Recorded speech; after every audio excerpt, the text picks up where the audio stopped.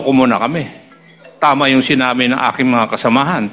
You are making a mockery of the citizens of this country. Kasi hindi ka taga rito. I'd just like to ask, Miss Alice, kilala mo pa ba siya? Si Duan Renyu in person lang po?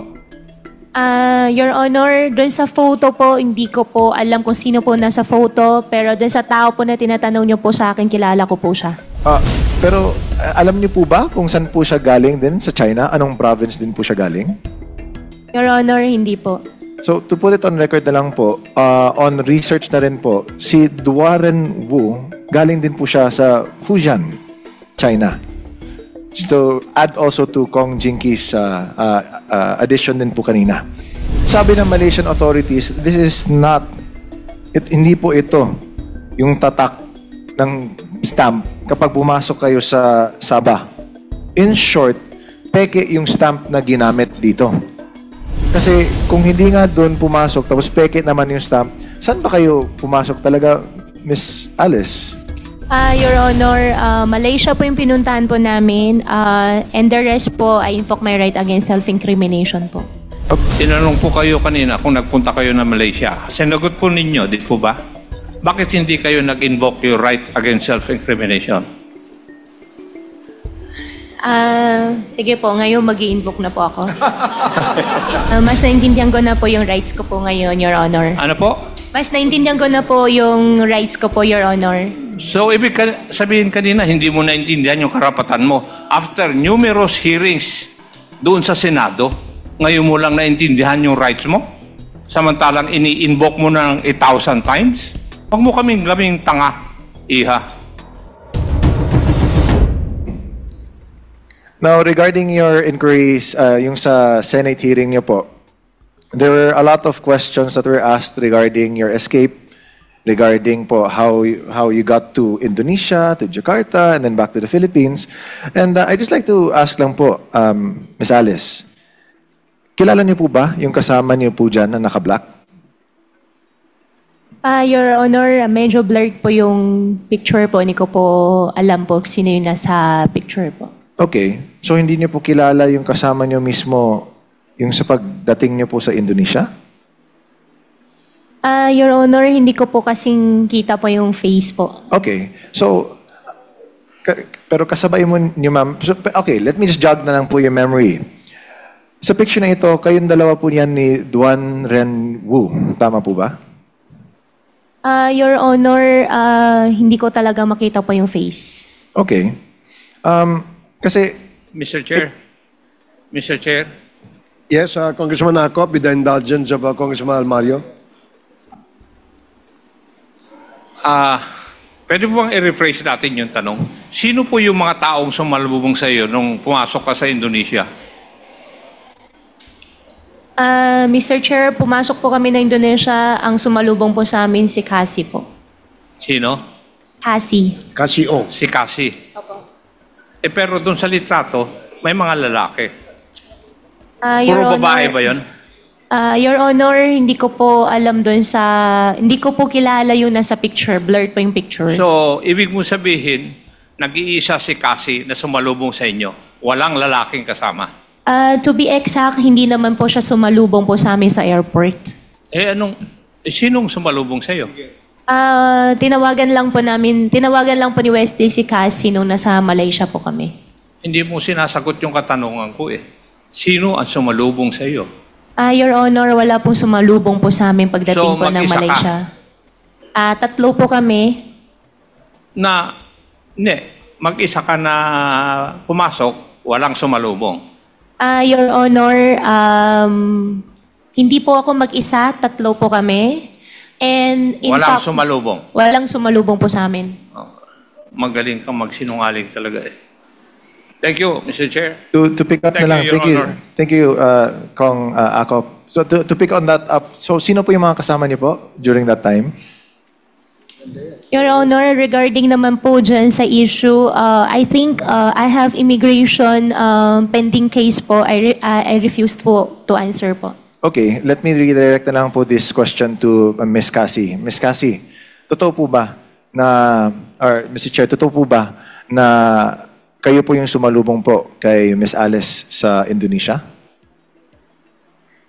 Regarding po dyan sa question, Mr. Chair, I invoke my right against self-incrimination. Meron na po kasing harboring a fugitive po Okay. na case. So kahit na sinabi Pasensya po na ni po. Miss Alice na ang katabi niya na si Miss Cassie yung sumalubong sa kanya, she would still invoke her right on answering a simple na totoo ba na kayo yung sumalubong kay Miss Alice sa airport. But okay, If never I mind. may, Your Honor, if Yes, I may, yes, sir. just a short interjection. Kasi, nabanggit kasi ni Alice na ikaw ang sumalubong. Pero binawi din niya, sinabi niya na hindi actually sumalubong. Pero nauna ka doon, no?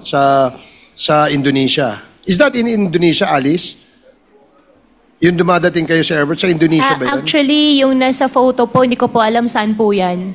Saan ka sinalubong ni Cassie? Nakita ko po si Cassie sa Malaysia. So sa Malaysia yon. So nauna ka doon kaya sa kanila, Alice. Mr. Chair, regarding naman sa Malaysia, inaya lang po talaga ako ni Wesley. Kaya nga, no? So nauna Tapos- kayo ni Wesley doon. Hindi po. Doon na po kami nagkita. So halos sabay kayong dumating sa Malaysia ni Alice tsaka ni Wesley. Opo, nagkaayaan po, Mr. Chair. Nagkaayaan kayo sa Malaysia? Inaya po ako ni Wesley Go papuntang Malaysia. Pero, opo. Okay, sige. Thank you. Please proceed, Congressman Almaya. Thank you. Thank you. So, just to put na lang siguro on record again, and can we please flash it back again, yung picture po sa airport. In the picture po, nakalagay po diyan na it is identified as Duan Ren Wu. Na nandun po nakasama po ni Miss Alice Go sa isang airport po sa Indonesia. And I'd just like to ask Miss Alice, kilala mo po ba siya? Si Duan Ren Wu in person lang po? Your Honor, doon sa photo po, hindi ko po alam kung sino po nasa photo, pero doon sa tao po na tinatanong niyo po sa akin, kilala ko po siya. Paano mo po ba siya nakilala? Nakilala ko po si Duan Renwu bilang ninong po ni Cassie. Sinama po ni Cassie minsan sa Bamban. Okay. So, usually nakikita niyo siya na pumupunta po siya sa Banban. Nakilala ko po siya dahil pinakilala po ni Cassie na ninong po niya at nakasama po ni Cassie sa Bamban sa amin. Okay. And this same Duan Ren Wu, may nicknames po ba siyang alam niyo po? Your Honor, wala po. Okay. So, yung pangalan po na Big Boss na tinatawag po sa kanya, alam niyo po ba 'yon? Hindi. Your Honor, hindi po. How about as a Whirlwind Corporation executive? Kilala niyo po ba na isa po siyang executive sa Whirlwind Corporation? Your Honor, opo, kilala po Okay. namin isa po siyang whirlwind. And alam niyo po rin ba na siya po ay isang fugitive din po ng China? Your Honor, hindi po. Okay. Kasi there were reports during the Senate hearing na lumabas na si Big Boss, Duan Ren Wu, isang fugitive po siya sa China. And I think, if I'm not mistaken po, Ma'am Cassie, kayo po yung, di ba, when the question of his being a godfather sa inyo was raised, di ba, yun din po yung na-establish po na connection. Tama po ba? Okay. So, I'd like to bring everyone's attention to the next slide naman po. Kasi in the Articles of Incorporation, sa isang korporasyon, ang Fujian Sheng Amoy Real Estate Group, may nakalagay na Duan Ren Wu dyan. And itong Duan Ren Wu, siya po mismo yung kasama nyo rin po sa Indonesia. Tama po ba? Akin po. Your Honor, opo, nakasama po namin siya sa Indonesia. Okay. And can we go to the next slide? Yung, sa pagkakaalam niyo po, tama po ba na taga St. Kitts or Kittichian or Nevisian po ba itong CES po, Miss Alice? Your Honor, hindi po. So, pero sa pagkakaalam mo, Chinese national po siya. Your Honor, opo. Okay. So, nakalagay dito si Duan Wu, isang Kittitian or Nevisian na nakatira sa New Forest Park Resort, Poinsettia Avenue, Pampang, Angeles City, Pampanga. So, pero, Ms. Alice, do you confirm po na hindi po Pilipino si Duan Renwu? Your Honor, nakausap ko po siya sa Chinese language. So, Okay. I believe po, hindi po talaga siya Filipino. Okay. Pero, alam niyo po ba kung saan po siya galing din sa China? Anong province din po siya galing? Your Honor, hindi po. So, to put it on record na lang po, on research na rin po, si Duan Wu, galing din po siya sa Fujian, China. So, add also to Kong Jinki's addition din po kanina. Now, you mentioned po, Mr. Chair, na palaging bumibisita po si Mr. Duan Wu.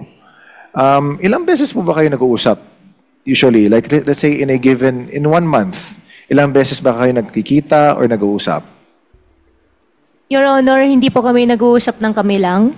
Usually, pag pumunta po si Cassie sa amin, kasama po ni Cassie. Mga ilang beses din po yun ba sa isang buwan? On an average lang po? 5, 10? Wala naman po, wala naman ganun. Pag pumunta lang po si Cassie, nakakasama po niya. Yun lang po, Your Honor. So mga once a month siguro, mga ganon, I guess? Opo, mga ganun po. Basta pag pumunta lang po si Cassie. Okay. So, every time na pumupunta si Cassie, kasama po niya si Duan Wu, and doon po kayo nagkakausap din po? Your Honor, not all the time po. Okay. Pero kung nagkakausap kayo, ano pa ba yung mga pinag-uusapan ninyo ni Mr. Duan Wu? Your Honor, na-mention po niya sa akin before na gusto po niya mag-invest po ng solar sa Bamban. Solar? Opo. Okay. And kung solar yung pinag-usapan ninyo, paano nangyari po na siya rin po yung nakasama ninyo sa Indonesia? Your Honor, hindi ko po expect na makakasama po namin siya sa Indonesia. Ine-expect lang namin doon si Cassie. Okay. And di ba sabi niyo po, 3 po kayong pumunta? Tama po ba yun? Ako, si Sheila, tsaka si Wesley po. Okay. So, hindi mo kasama si Duan Wu papunta sa Indonesia? Hindi po. So, doon kayo nagkasalubong mismo? Saan po nagkasalubong? Indonesia. Sa Indonesia? Hindi po namin kasama po sa Indonesia. Malaysia? Malaysia ba? Sa Malaysia kayo nagkasalubong? Sa Malaysia po, hindi po sa lubong. Sa Malaysia, nakita-kita na lang po kami nila Cassie sa Malaysia. Kasama na si Duan Wu? Opo, kasama po ni Cassie si Duan Wu. Okay. Thank you for the clarification po. Okay. And again, so sabi niyo po kanina, di ba? Nakakilala kayo through Cassie Ong. Now, I just like to also confirm po, kanina sabi niyo po ni Cassie Ong, and I'd like to redirect this question po to Ma'am Cassie. Ma'am Cassie, tama no na boyfriend niyo po si Wesley? Yes po, Mr. Chair. Na-curious ako kasi inopen kanina ni Chair Ace Gano'n na ba kayo katagal? Gano'n na ba kayo katagal ni Wesley? Pwede bang malaman ni Miss Alice? Or Medyo matagal na rin po. medyo matagal na? Opo. Years na po? Yes po. Okay, okay. Sana all years yung ano din, yung abot din ng relationship. Pero, okay.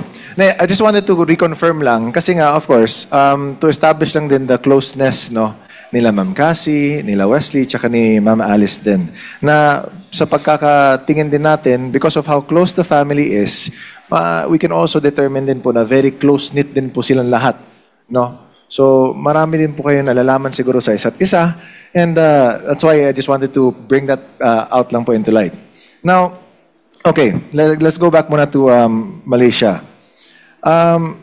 So again, i-confirm ko lang po, kasama niyo po, magkakasama po kayo nila this is to Ma'am Alice po. Kasama niyo po si Wesley, tsaka si Sheila, tsaka si Cassie nung sa papuntang Malaysia? Or si Cassie yung sumalubong sa inyo sa Malaysia? Your Honor, pumunta po kami 3 sa Malaysia. Pagdating po namin, nagkita-kita na lang po kami nila Cassie. Hindi po si Cassie ang nagsumalubong po sa amin. Okay.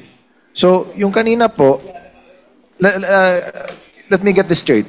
So, 3 kayong pumunta ng Malaysia, tama? Wesley and si Sheila? Opo, Wesley, Sheila at ako po. Malaysia. Walang sumalubong sa inyo sa loob ng airport. Walang sumalubong po sa amin. And then nagkakitaan na lang kayo within Malaysia lang din nila Cassie and ni Duan Ren Wu. Tama po ba? Si Cassie po una po namin nakita. And then afterwards, si Duan Ren Wu na po. Opo. Sino pa ba yung mga makasama ninyo? Sino ba yung mga na-meet ninyo din doon sa Malaysia, if you allow me to ask? Regarding po dun sa Malaysia issue po, since may file na po sa akin na immigration po, I invoke my right to disclose na rin po ng mga informations po. Okay. Pero tama po ba na after this one, sumabay kayo, lumabas ng barko at pumasok ng Malaysia? For that question po, I invoke my right against self-incrimination po. You will May not- file na po kasi sa akin sa immigration po for that. Okay. Can we show muna po the passport stamps on the screen? Kasi dito po sa screen natin, next po. Next picture po. Based on the stamps ni Sheila, kayo po ay pumasok sa Kuala Lumpur noong 18th of July, 2024. Tama po ba? Miss Alice? Your Honor, regarding po dyan, I invoke my right against self-incrimination po. May na-file na po kasi sa akin cases po ng immigration for that po. So you also don't confirm na lumapag kayo sa Xianben na or Sabah, Malaysia? Your Honor, I invoke my right against self-incrimination po. So sinasabi niyo po na nagsisinungaling si Sheila nung sinabi niya na yung entry point ninyo ay nasa Sabah. Tama po ba yun? Your Honor, lahat po kasi ng isasagot ko po dito may use against me in the court. Kaya I invoke my right against self-incrimination po. Can we show the stamps again, please? Kasi upon confirmation, sabi ng Malaysian authorities, this is not, hindi po ito yung tatak ng stamp kapag pumasok kayo sa Sabah. In short, peke yung stamp na ginamit dito. So, I find it very difficult to make sense out of this, Mr. Chair. Kasi kung hindi nga doon pumasok, tapos peke naman yung stamp, saan ba kayo pumasok talaga, Miss Alice? Your Honor, Malaysia po yung pinuntahan po namin. And the rest po, I invoke my right against self-incrimination po. Okay. Kindly wrap up, Congressman Alvarez. Yes, Mr. Chair. Maybe na to sum up na lang, Mr. Chair. I think there are some inconsistencies na naman, no? And it's so difficult na rin kasi nga, as a public servant, we always would hope na rin na si Miss Alice, as a public servant before, would also do a service na rin to the public by also telling na lang the truth so that we can also lay this to rest. Nakakapagod for all of us, for the Senate, for you din po, Miss Alice, we can understand, no, sa inyo ni Miss Cassie, tsaka ni Miss Baterna, na these hearings will keep on going. And we hope na lang po na at least just a little bit of honesty to help us also put this case to a close na rin, no? Pero, Mr. Chair, I'd also like to just additionally manifest na in the search of truth, no, that we also enjoin the public na rin to also go through the correct processes. Sa ginagawa natin dito sa Quadcom, marami naman mga kababayan natin nanonood. And we hope na rin na we are able to communicate, no, kung ano ba talaga yung nangyayari dito sa ating bansa, what are the things that we have unearthed already, yung sa mga operations natin sa POGO and the different other issues that are being tackled here in the Quadcom. Mr. Chair, I'd also like to add na rin that this will also be a precedent of the improvement na rin of our regulations for the ingress and egress of our nationals, of our visitors na rin, no, through the intervention po of our Bureau of Immigration and other relevant agencies in aid of legislation. So, Mr. Chair, again, thank you for the opportunity. I'd like to submit na rin po. Thank you. Mr. Chair? Thank you, Congressman Almario. Yes, Congressman Rog? Mr. Chair, just a very short interjection in relation to some questions raised by Congressman Almario. Okay, please make it short. Yes, just 2 lines, Mr. Chair. Mr. Chair, unang katanungan lang po, just to clarify, kay Ms. Ong, naitanong po kanina ni Congressman Almario yung inyong relasyon kay Brother Guo, Wesley Guo. Ilang years po ba ito?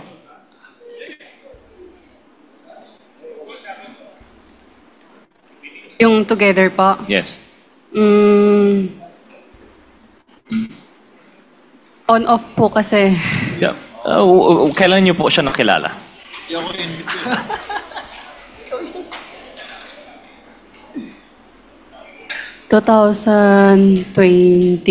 2021?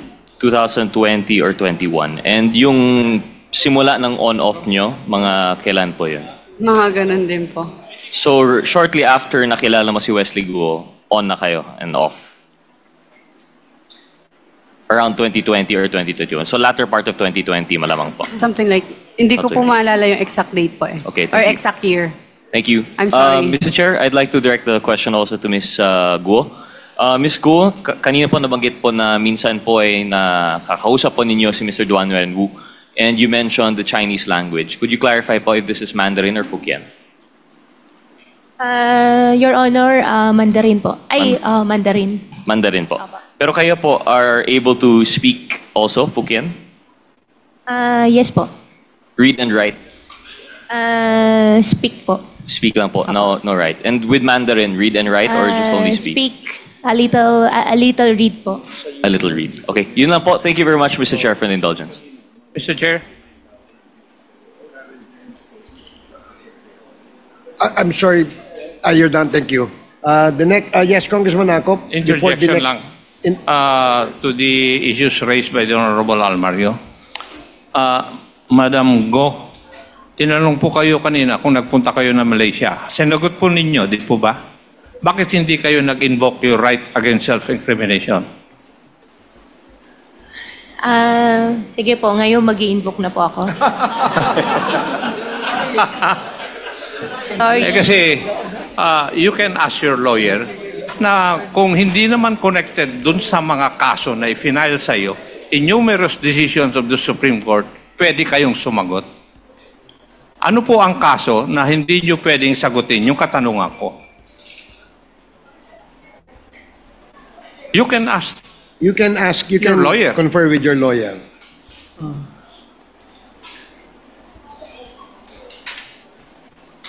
Your Honor, meron po kasi akong kaso po ng immigration po. Hindi, sinagot mo nga kanina na nagpunta kang Malaysia eh.